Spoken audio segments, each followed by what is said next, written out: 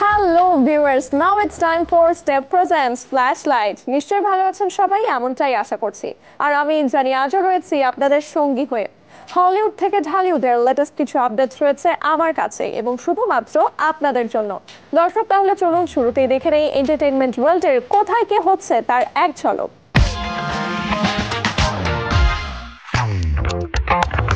সুস্থ হয়েই গতকাল ঢাকার ফোকাস স্টুডিওতে একটি গানে কণ্ঠ নিয়েছেন নন্দিত সঙ্গীতশিল্পী সাবিনা ইয়াসমিন। মোহাম্মদ রফিকুজ্জামানের লেখা গানটির সুর ও সঙ্গীত করেছেন শওকত আলী ইমন। সাবিনা ইয়াসমিনের সঙ্গে সৈয়দ আব্দুল আহাদি সহ এই প্রজন্মের আরও 10 জন শিল্পী কণ্ঠ দিয়েছেন গানটিতে। এক বছর পর গত 31 জানুয়ারি গাইতে গিয়ে মঞ্চে অসুস্থ হয়ে পড়েন কিংবদন্তি এই কণ্ঠশিল্পী। এরপর হাসপাতালে ভর্তি ছিলেন 3 দিন। চিকিৎসক তাকে বিশ্রামে থাকার পরামর্শ দিয়েছিলেন।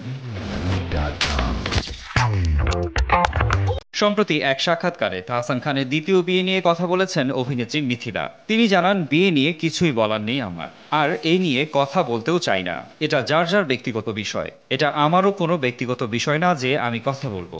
যার জীবনের ঘটনা তার ব্যক্তিগত বিষয়। 2006 সালের 7 আগস্ট বিয়ের বন্ধনে আবদ্ধ হন তাহসান ও মিথিলা। 2013 সালের 30 জুলাই তাদের ঘর আলোকিত করে আসে কন্যা সন্তান। এরপর এই দম্পতির বিচ্ছেদ হলে মিথিলা কলকাতার সৃজিতের সঙ্গে নতুন করে ঘর বাঁধেন।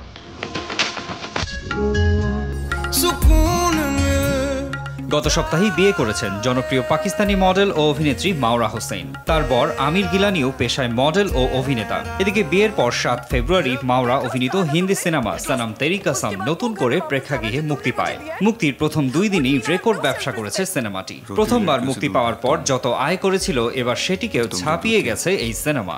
তো I want to just kiss you. So can I? গুরুতর অসুস্থ অবস্থায় কলকাতার SSKM হাসপাতালের আইসিইউতে ভর্তি রয়েছেন গীতিকার, সুরকার, সঙ্গীতশিল্পী প্রতুল মুখোপাধ্যায়। গত সপ্তাহ 2 ধরেই হাসপাতালে চিকিৎসাধীন আমি বাংলার গান গায়ের স্রষ্টা। জানা গেছে, অন্ত্রের অপারেশনের পর হার্ট অ্যাটাক হয় তার। দ্রুত অবনতি হতে থাকে শারীরিক অবস্থার। অ্যান্টিবায়োটিক প্রতিরোধী সংক্রমণের ফলে পরিস্থিতি ক্রমে জটিল হয়ে উঠেছে। হাসপাতাল থেকে জানানো হয়েছে তিনি নিউমোনিয়াতেও আক্রান্ত।